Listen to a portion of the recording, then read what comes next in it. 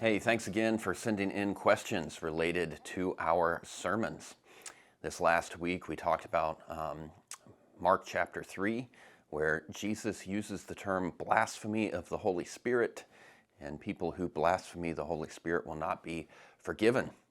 And so, of course, we have some questions related to that massive topic, which we addressed a good bit in the sermon, but we will probably never be able to address fully. And as I said in the sermon, people have really great, well-respected, well-studied theologians have different views or just slightly different views from each other on that subject. But the question this week is, did Jesus' family commit blasphemy of the Holy Spirit? Because they're in this narrative.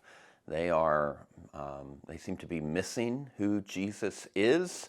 If you remember the first part of the passage up there, it says there's these family members who believe that Jesus is out of his mind, is the quote there in verse 21. And then the way Mark writes is he starts a story, and then it's kind of ... Just put that on pause, and then there's an interruption, which religious leaders come in, accuse Jesus of being Satan, essentially.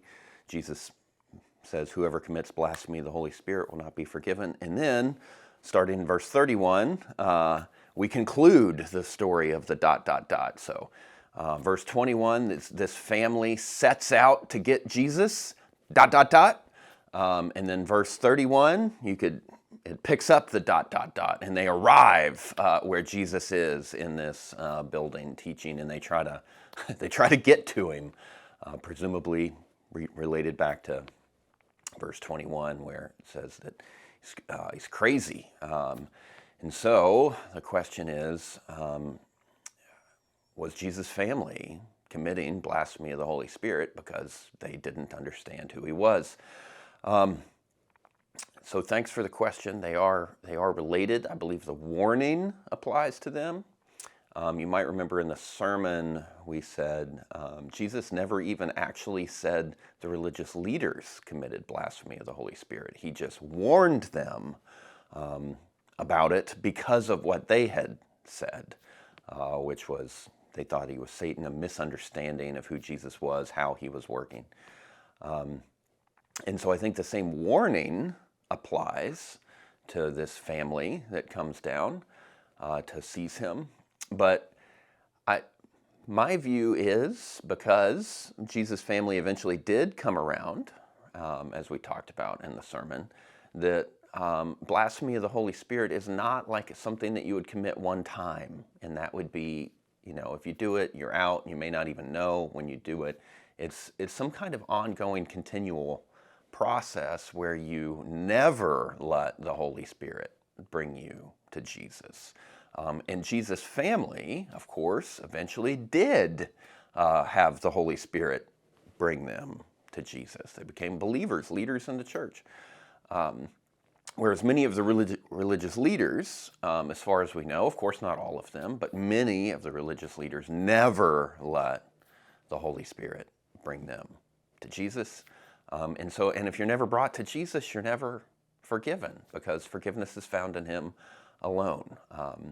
And so instead of it being like a one-time thing, that if you do it, you're out instantly, it seems to be some kind of ongoing process where you're refusing to ever let the Holy Spirit bring you to Jesus. And so no, ultimately, I don't believe Jesus' family committed that sin, because they were brought to Jesus eventually, whereas many of the religious leaders probably did. But in both cases, in this particular passage, it's only a warning. Jesus doesn't say, you've done it, you're out. He just warns them, which should be a warning to all of us, right? Are we listening to the Spirit to bring us to Jesus? Are we refusing him? Are we trying to silence him in our mind? Holy Spirit's God himself, working for our good to bring us to the one we need most, who is Christ. And so it would be to our peril not to listen to him. So we hope that helps. Thanks for sending in the question, and we will see you next time.